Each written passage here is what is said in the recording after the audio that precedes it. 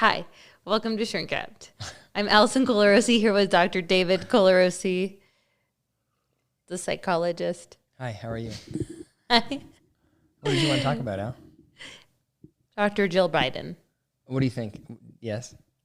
So there's some debate right now about whether or not you should call her doctor, and I have some thoughts. Okay, you start. Okay.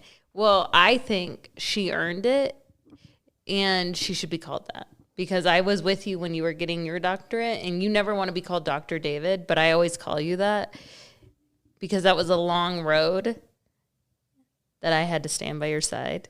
Okay, well, first of all, it was a long road, and I like that you want to call me doctor, but she does not call me doctor ever, just for the record. I call you doctor every time we do a Shrink Wrapped. Oh, yeah.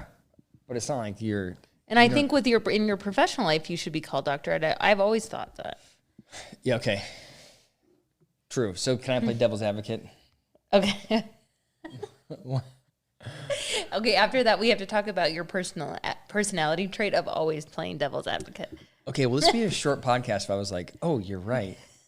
Good one. Next. So she's a doctor of education. Right. And you're a doctor of philosophy, right? Or psychology. What are you? I have a PhD as a doctor of philosophy, but in psychology. Okay.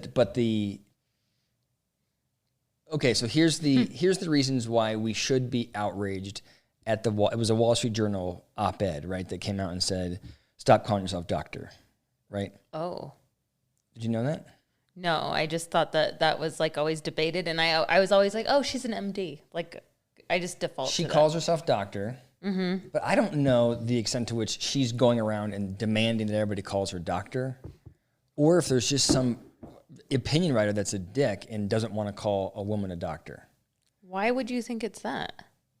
Why is she's the first? This is the first time I've ever heard anybody complain about addressing someone that has a PhD or an ED or an EDD rather, or MD doctor. She's a doctor. Of course she absolutely is within her rights to request that she's called doctor. So you think this is some patriarchal I don't thing? know that if she was male, I'm not certain that if she was male, that article would have gone out. That's very interesting. Was the writer male or a female? Male, which was not the opinion. That's not I want to play the opposite side of this, but I want to acknowledge that the right answer, unquestionably, the right answer is this guy's being a jerk. Like, to me, the guy's being a jerk. She absolutely earned it. I mean, she's a professor at a community college. She has her own professional career, and she earned the title of doctor and let her call herself doctor. The guy's got no ground to stand on. Yeah. And by the way, sorry, PhDs were called doctors before MDs were called doctors. Oh, really? Yeah. So like originally, if you go back in history, if anybody should be called doctor, it's the PhDs. Have you ever heard PhD, like your dad used to say, piled high and deep? Yeah. My dad said that I had a BS, which was bullshit, then an MS, which is more shit, and then a PhD is shit piled high and deep. Yeah. I would agree with your dad. I know. He's a smart guy. Yeah. Okay, but so just to play the devil's advocates, because I think the right answer is she can be called whatever she wants to be called. I do think I would never want to go. I mean, we've like debated it on here about, do I call myself doctor? And you always do want me to be called doctor, but you're the daughter of a doctor, like an actual physician, and so for you, I think that's a really valuable term, and like we should embrace it. Well, I think you worked hard for it, and it is like a position of authority versus, like, there's so many people that are social workers that call themselves psychologists, and I feel like you need to differentiate because you worked harder. A BS in social work is different than a psychologist. Yeah, but they're not allowed to, like, technically, they're not allowed to call But they still do. Like, we have friends that have called themselves psychologists to us. And I'm like, you are? Yeah, but it's I think if I'm on a plane and I say I'm a doctor, no one's thinking it's PhD. They think it's M, right? Yeah. I feel like there's a, and I think, by the way, I think medical school is more difficult than it depends it depends what PhD you get it in. Okay, but the one I got it in is not as hard as that. We don't know that. Like they may be good at memorizing facts and making critical decisions. You are really good at writing papers. I think I'm good at saying, "Oh, I'm so sorry that happened to and me." You're That's my sweet spot. Is that I'm sorry, David. You're diminishing yourself. I'm annoyed by that. All right, sorry. Okay, but let's back to the topic. I don't know if she's going around asking for people to address her as doctor, which I would find pretentious, and I would say it's pretentious and a little bit misleading. But if she just wants like mail addressed to doctor or something like that, then I think that's totally appropriate. But like I hope she's not asking people, around the White House to call her Dr. Biden. I would just find it pretentious, even if she was a physician, by the way. I would still feel like that was over the top. Yeah. I have two thoughts on that. So I have a lot of PhDs in my family and medical doctors. So my dad's a medical doctor. And I have good friends that are doctors, and some of my good friends, I'm uncomfortable calling them by their first name. Like I would always. But why would you never call a pharmacist is a doctor, PharmD. Mm-hmm. My brother's a lawyer, JD, that's a doctorate. That's true. But they don't require them. People don't. I mean, it's right. It's misleading to say doctor. Yeah, it's a good point. Like Eddie would go by professor, not doctor. Professor, right? I don't know. I don't know what he goes by at school, but I just know that there was nobody in grad school that master's or PhD that asked me to call them doctor. I agree, but when you were in private practice, and if I was going, I would prefer the relationship with my therapist that had a PhD. I would prefer calling them doctor. I don't know why. That is just me. Like I wouldn't want to be like, "Hey, Dave, tell me what's wrong with." No, that's not. I like, but you know what? That could go back to other things. Like I like an authority figure. I do think you like an authority. Like you do you do respond better to like direction. Yeah. Yeah. That's why when I tried to get you to overcome your spider phobia, it didn't work. I was too nice. I should have just shouted at you, demanded that you do what I say. Anyway, it's very interesting, but I'm okay with it. I feel like she put in the work and whatever. Yeah. I don't feel passionate. Yeah. Yeah. Yeah. People are so mean. I feel like they have so many things that they can complain about. It's just a weird decision for a guy to write an entire article bashing her for wanting to be called doctor. Like, does that guy have nothing better to write about? Bored. Well, Trump's gone, so yes. That happened. I got nothing better. He was on his way out, so yeah. All right. So, you want to talk about some things? Yeah. Let's talk about dreams. Okay. But before I get into it, I'd love to hear your perspective. So I do have a perspective, and I should say I want to sort of introduce it by saying a lot of psychologists have very different views of this. So the folks that are into psychoanalysis, like the old school psychologists will believe, like they'll read a lot into dreams, and they think that a dream, if your teeth fall out, it means that you're a lesbian. It's like this sort of extreme interpretation, and they've got like, is that for real? Books. I don't know about the teeth fall out equals you're a lesbian, but there's I have a book downstairs that has 1,000 dream interpretations. It's a book sort of based off of Jung's work, and it's like clear connections. If you dream this, then this is what's happening. And then there are other psychologists that say they're totally meaningless. Don't pay attention to them. It's just like I heard in neuropsychology, it was just like your neurons firing while you're sleeping. So my position is, and I am curious what the research says. My position has always been that I think it's a really good, it is great. It's a great platform to have a discussion. Like it gives you a really good picture. The discussion around the dream gives you a good picture of what's going on with somebody. So if somebody came in, for example, and said, "I'm having a dream about tension in the dream," there's some kind of tension in the dream, it's a good opportunity as the therapist to talk about like what tension is going on in your actual life. Like I feel like it facilitates a conversation, but I think it will be amiss to read into a dream and think, if X happened, this means that Y is happening in your real life. Anyway, that's my theory. But what is your... Well, there are some interesting facts about dreams that you might not have known. Okay, go. So 85 to 90% of adults say that they dream, which is interesting. I can't believe I thought everybody dreamed. No, and many don't recall them. And really sound sleepers are less likely to dream. So I wonder if your stepdad dreams a lot because he doesn't sleep very well. I was thinking that. I think he does.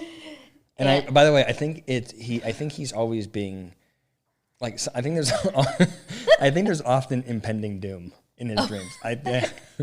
That makes sense for his personality. Okay, and then in dreams, like you're always an active participant in the dream, and it's usually a first-person perspective. So your perspective.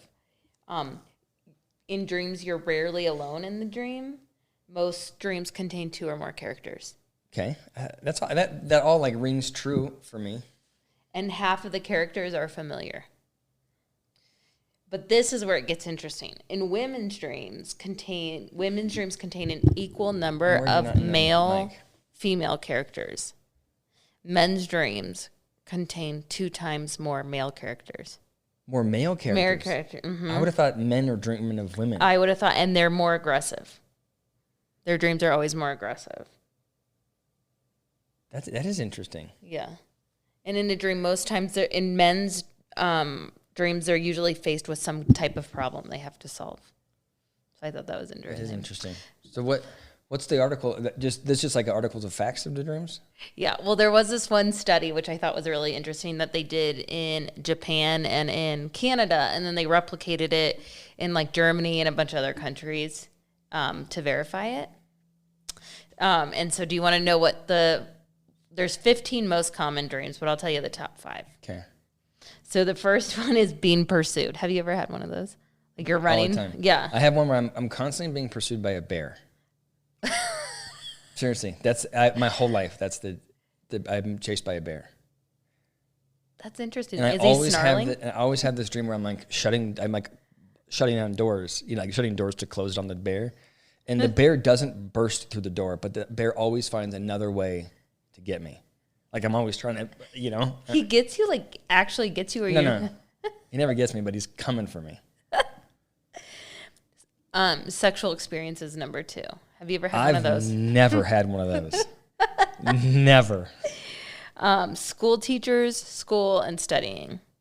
I really haven't had one of those, I don't think. Number 4 is falling. I have those all the time. And number 5 is arriving late. No. That's not a nightmare. Yeah. I've had a dream where I feel like I'm paralyzed and I'm getting suffocated. And I had one of these the other day, but it's, you know how you have sleeper's paralysis?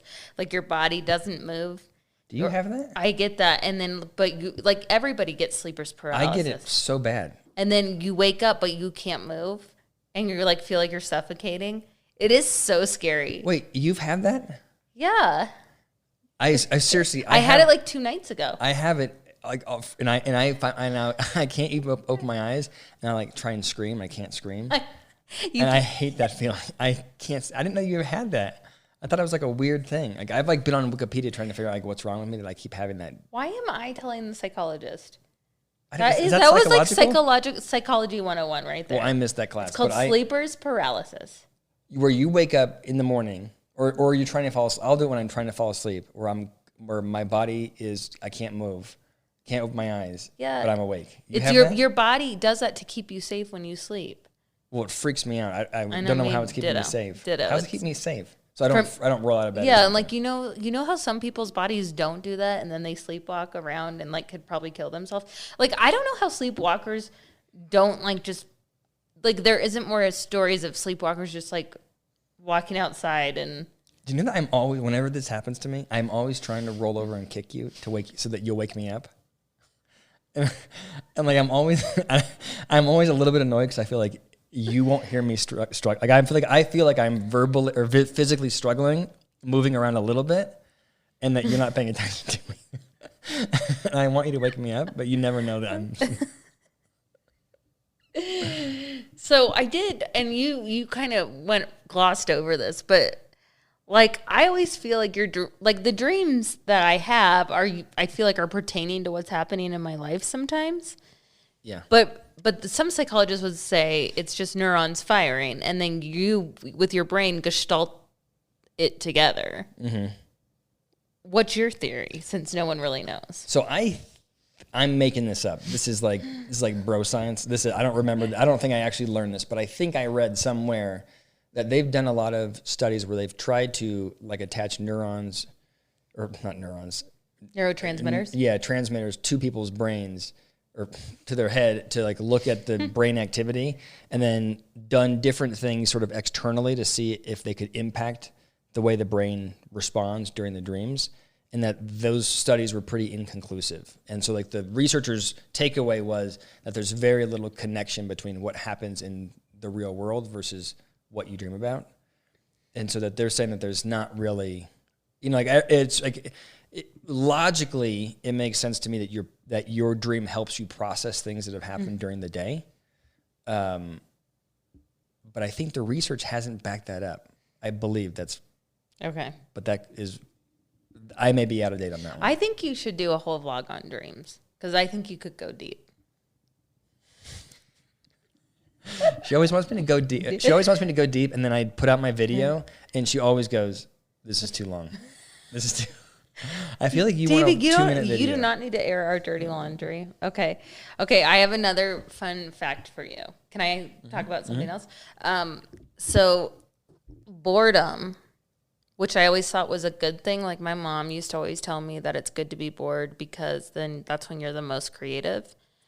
I love the line that you always have for our kids, which is, only boring people get bored. My mom used to tell me that. I like that line. Like it's a good, like, go figure it out. Go find a way to play. Well, and Adam Carolla always is like, he was so bored when he was growing up, and now I feel like he's so creative.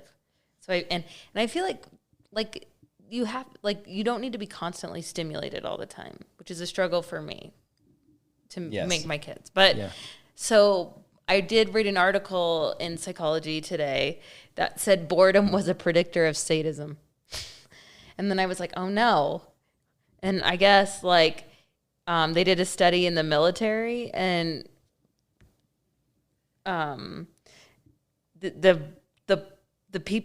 soldiers in the military that were bored were more likely to be sadists toward their fellow soldiers. And parents that were bored with like their kids were more likely to be nasty to their kids.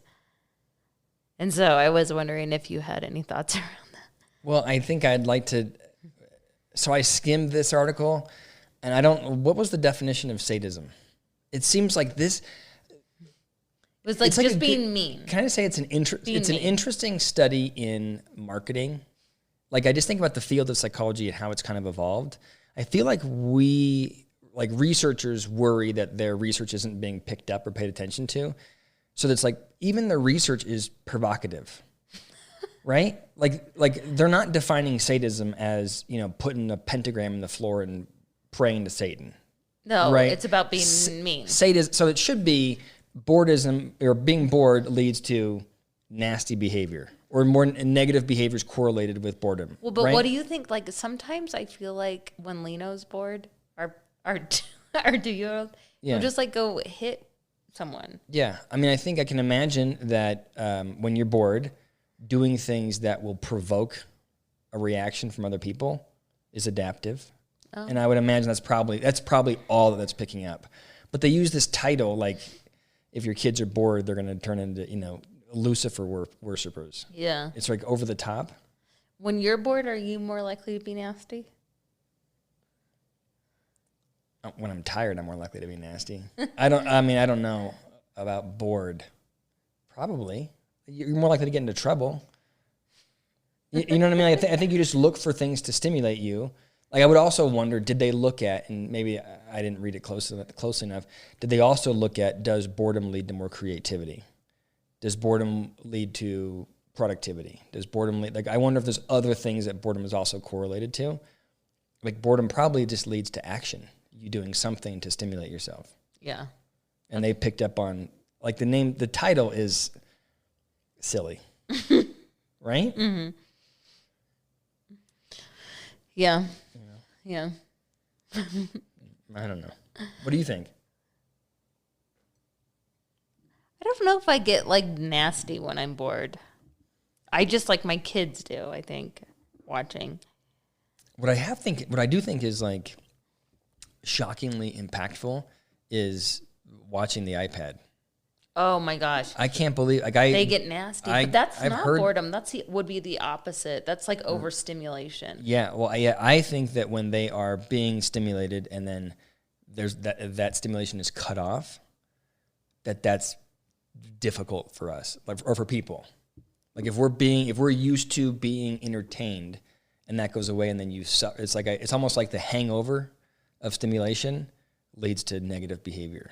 Yeah. I mean, they're like there's rage that comes when you take away that, like whatever stupid show they're watching some kid open up presents. Yeah, I don't think kids' YouTube is healthy. But we used to have a YouTube channel for a kid. I know, it was cute though. It was jokes. Yeah. But I thought it was a bad idea. I think somebody left me a comment and they wanted to know what we thought about people putting their kids on YouTube. Mm-hmm. What do you think about that? I don't know what I think about it. I mean, like all the kids that are doing, like there's a couple things that I think are good. Like their parents are actively engaged in playing with them, mm-hmm. and they're making money off of it. But I do think I don't care if they're making money. I think it's probably good to have their parents engaged. So whatever it is, because I think it's hard. Like the other thing I wanted to talk about was parental burnout. And I feel like, especially during this time, like working all the time and then like the expectation of being a good parent, which is healthy food all the time, not quick food, activities, Yeah. You're educating your kids now. I mean, it's like straight up burnout. Are you feeling burned out? I am. Okay, but I think you're right that I hadn't thought about it that way, because my official stance would be I think it's a bad idea to put your kids on YouTube just because you're putting them up there and it's kind of against their wishes. That's like the person that I want to be says that. And Enzo had a channel, Enzo Ninja Jokes, which I loved doing with him. Mm-hmm. And I think it was good for him, and I don't feel bad about doing that at all. But I did find myself, if you remember, like trying to get him on a schedule where once a week we would upload something. And then during the week we're like thinking about, well, what jokes is he going to say on this, for this 2-minute clip or whatever. And there was a moment when it felt like it wasn't me just engaging with him to do jokes. It was me being a task manager, mm-hmm. right? And it's like, we've got school. Oh, and we have to there's a chore downstairs. And like that part feels unhealthy. And so I don't know. I kind of don't know where I land on it. Like I like the idea of not having your kids on YouTube just because it's not really their choice. And he loved it up until the point where it got too and then he asks about why he's not doing it. Yeah, and I feel uncomfortable with it because it turned into, it like felt like a job. Yeah. And that's true. Well, like just here's the thing. Anything that goes up is never gone. Yeah. But I feel like that's where we are anyway. There's like cameras watching us all the time. Our Alexa, I know I'm gonna get ads about Maine. I know it. You got to tell the whole story. We were talking about going. I want to go to Maine. It's on my bucket list in the summer, and everything I say, I start getting ads on my social media. So like, it doesn't matter what you're doing. Everyone's listening. Yeah. So what do you think? Do you think that, I feel like we've bounced around this topic of putting a kid on YouTube. You think yay or nay? I think nay, but I'm not like judgmental. Like Ryan's World or whatever, he makes millions of dollars and his mom is very engaged playing with him the whole time. I hadn't thought about the engagement piece like you just said that, but I think you're right. Like I think this podcast is good for us. Yeah. If we weren't going to do this podcast, probably what would happen is you'd go run on the treadmill and I would go work. Mm-hmm. And then we'd go to bed. and there would be less talk. Like there wouldn't be any conversation. We do this podcast, we talk, and like I know it feels it's a little bit artificial because we're filming it, but I think it's good for our relationship. Yeah. Don't you think? But I wonder if Ryan from Ryan's world also needs to be playing with other kids. Yeah, and he might be. Yeah. I don't know. I just like that his mom is like so involved. And yeah. So. Anyway. Yeah. Thank you for joining us tonight. Oh, was that it? That was it. Yeah. All right. Thank you very much.